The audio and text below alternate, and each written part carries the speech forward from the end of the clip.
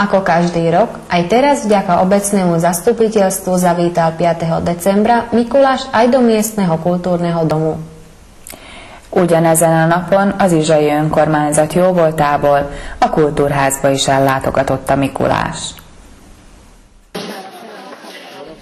Hneď po príchode do kultúrneho domu si deti mohli vo vestibule prevziať svoje mikulášske balíčky plné dobrôt.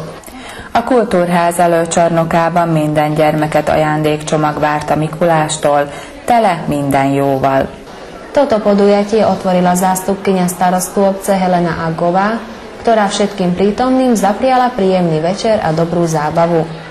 Do príchodu Mikuláša si však ešte mohli pozrieť maďarskú rozprávku, ktorú predstavila skupina bábkárov pod názvom Margaréta. A Mikulásváró délutánt községünk alpolgármesternője Aggová Helena nyitotta meg, köszöntötte a gyermekeket és jó szórakozást kívánt nekik a műsorhoz, melyben fellépett az Izsai Margaréta bábszínház, Markovics Gizella és férje Markovics László vezetésével. Előadásukban I. és Gyula 77 magyar népmese című mesegyűjteményéből a Nyakigláb, Csupaháj meg a Málészáj című mesét nézhettük meg, amely mese végén az Aranyat tüsszentő szamár sok-sok cukorkát tüsszentett a nézőtérre, a gyerekek nagy-nagy örömére.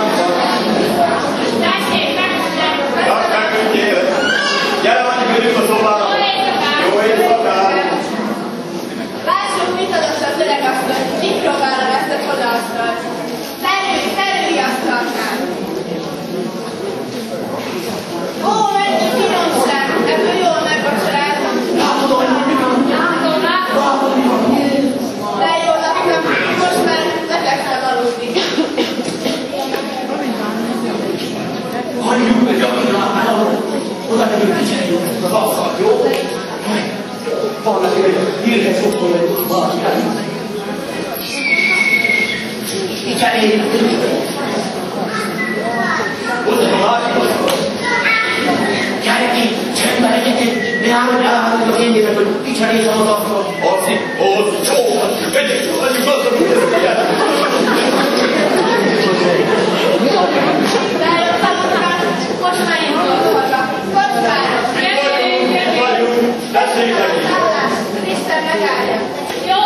Jó utat megénk egy sok